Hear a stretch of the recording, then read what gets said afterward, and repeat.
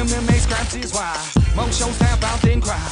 We the ones like 'em now at the end of the bout with our hands to the. One of those challengers, Vitor Belfort. You've been pretty clear about what you think about Vitor's place at 185. Think maybe he should fight another fight. He was recently quoted as saying, "I'm not going to be waiting for Anderson. I don't fight for Anderson. I fight for the fans." And then he also mentioned that he called you a name. I think he called you a clown. He called me a clown. Yeah, he did call me a clown. And you know what's funny is, a few weeks ago I saw this interview where Vitor told me to keep my mouth shut. Yeah. And then my attorney emailed me this interview where he called me a clown. And at the end of the day, I said, okay, that's cool. I called up.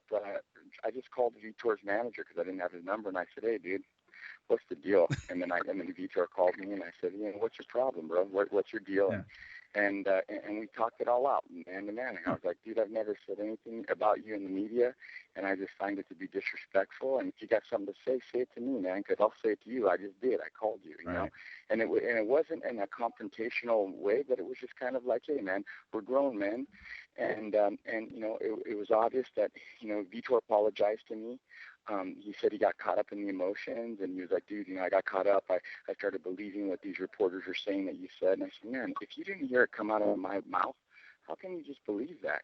And I go, but he apologized to me, and he even told me that he was going to go and give like a public apology. And I said, hey, dude, there's no need for that, man. I said, as long as you and I are straight, I don't really care what other people said.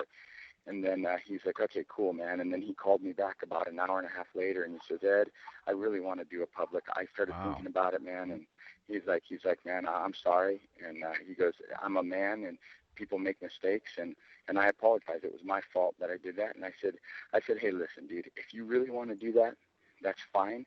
That's great with me. But like I said, man, it's straight between me and you. So from now on, I think if you were to ask Vitor anything, I think he's going to say that he's got my number, and if there's something that he wants to ask about me, he'll call me directly. And so as far as all that goes, that's all squashed, and I can understand that sometimes the emotions get the best of people. I mean, everyone's human, man. People make mistakes, and after I called him, I appreciated that he manned up and said he was sorry, and it was, hey, no worries, man. You know what I mean? Things happen. I'm all cool with it, and I think he is too, so it's all good. And as long as, I put my head on my pillow at night and I know that I do the best job that I can for my fighters, and they know that, I guess it doesn't really matter what the fans say. But, of course, it bums people out. It bums me out when I hear what people say about our guys or what people say about me, and I'm thinking, this guy doesn't even know me, but yet he's calling me a douchebag or he's calling me a scumbag. It's like, I've never. Jeremy May was that guy on The Ultimate Fighter. He was the douchebag of the season. So he knows what you're saying. Yeah. If you Google my name, it comes up Jeremy May, the biggest douchebag in Ultimate Fighter. Like, that's the first thread that comes up on Google under my name. It's so wrong. Once in a while, I'll read the underground when people are calling me a douchebag, and I'll show my wife, and my wife says, "Who the hell are these people? I'm the only one that can call you a douchebag." The funny thing to me is after this last fight, that she's not the one calling. She's like, I'm like, well, then go on there and tell them that. After this last fight I just had, my mom just took an interest in it and actually logged on to the internet to check me out. And she's calling me, getting all pissed off at what people are saying, talking about, I'm about to log in and talk back to these people. I'm like, Mom, don't do it. Please, don't do it. It's okay. How would that be, man? I mean, how is that on the underground, man? Your mom fighting your battles. That would be classic, huh? I usually go on and thank people because it's like, hey, you're keeping my name out there for me. I sucked at enough at networking. Thanks for doing it for me. Hey, talk good or talk bad, as long as they're talking about you, right? And spell your name right. That's what I'm saying. As long as they spell I don't care if they spell my name right. As long as on the checks the names are spelled right. That's all that matters. Exactly. Well, why don't you real quick shout out any websites or any? I know that you're part owner of Sinister. Just tell us a little bit about that before we let you go. Yeah, Sinister. We just did a big deal right now with Kmart, and we're gonna be doing. We just did a deal with the UFC. We're an official brand of the UFC, and we're the official brand of the UFC inside Kmart. and the stuff is doing really, really well in there. Some of the fighters we're going to be sponsoring coming up at the end of the month, we got Mario Miranda, that's Sinister's sponsoring, and we're also going to be sponsoring James Toney.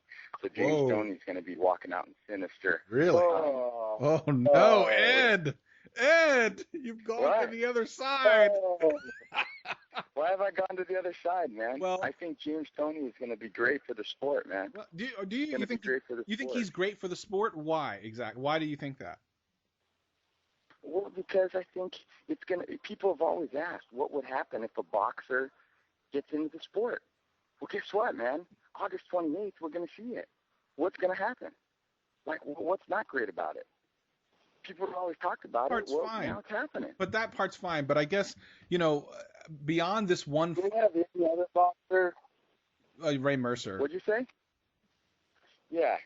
And look what Ray Mercer did. He knocked out Tim Sylvia. True. But is that great for the sport? Like, it's different. Like, even Dana White at this point is calling it a freak show fight. Do you know what I mean? It's a little bit of a freak show fight, but hey, at the end of the day, it's a fight that's going to sell and people are going to watch. True. And you know what? Anything that's going to get more eyeballs on the sport and keep this sport growing, that's what we should all be striving for. Because at the end of the day, the bigger this sport gets, the bigger your radio show gets, the bigger all of our guys get, and the more money that's in the industry. So James Toney, he to me, I heard he's pretty good on the ground. I don't know. I know that he's his hands, nobody can doubt what he's done with his hands. So, I mean, it's going to be an interesting thing. I mean, he's a legend in boxing, fighting a legend in MMA. And, I mean, come on, man, you're fighting Randy Couture. I mean, this guy, is this his first MMA fight? What an honor to be in your first MMA fight and fight a guy with the caliber of Randy Couture. Yeah. I mean, that's incredible to me as far as I'm concerned. Full of anger and